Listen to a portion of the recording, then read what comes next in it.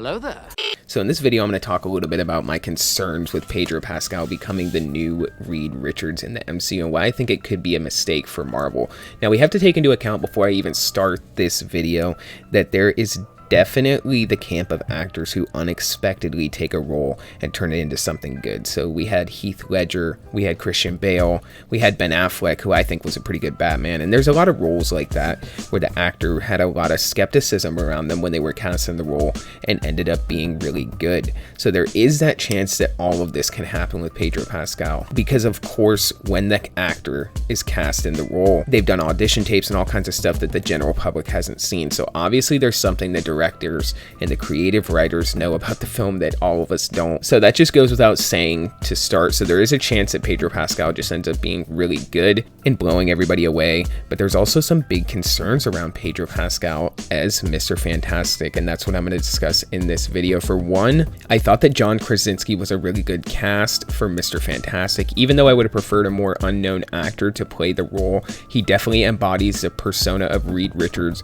much better than Pedro Pascal, just on appearance of who he is as a person, right? Pedro Pascal has a much more rugged appearance and a different kind of charm to him than John Krasinski does, and even more so than Reed Richards does. Reed Richards is kind of your scientific nerdy guy. He's not very shy. It's not like he's not confident or something like that. He's not sort of like a Peter Parker type character, but Reed Richards is very much your intelligent science nerdy guy, maybe more similar to a Bruce Banner like character, and I can't really see Pedro Pascal embodying that type of role. I feel like they're casting him because they want another Iron Man like character, and they're going to turn him into a sarcastic, witty, handsome, making jokes every 2 seconds like character, similar to Iron Man. But we're going to see when this movie comes out. I'm sure that Kevin Feige is handling the film with care, but there are definitely those concerns around the film. Additionally, I have a problem with Marvel's need to cast big name actors into these superhero roles lately. I thought that part of the charm of the early MCU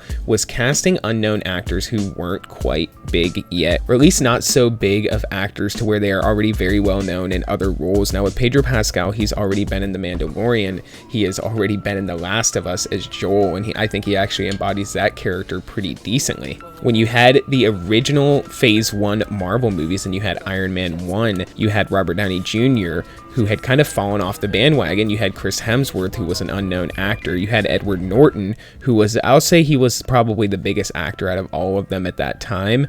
And then you also had Chris Evans, who was kind of a big actor and had played Johnny Storm, but didn't really have any iconic roles that really defined his career or put him in the huge starlight like Pedro Pascal. I think Sam Jackson was probably the biggest actor to work inside of the early MCU, and I think that was part of the charm of the early Marvel movies, is casting relatively unknown actors because it's easier to see them embody the role of the character that they're playing. I had a kind of a problem when Ben Affleck became Batman because I thought it was sort of hard to see him in the role of Batman because he had been in so many other movies. It was actually kind of jarring to see him play Batman, and I think we could have a very similar problem with Pedro Pascal as Reed Richards.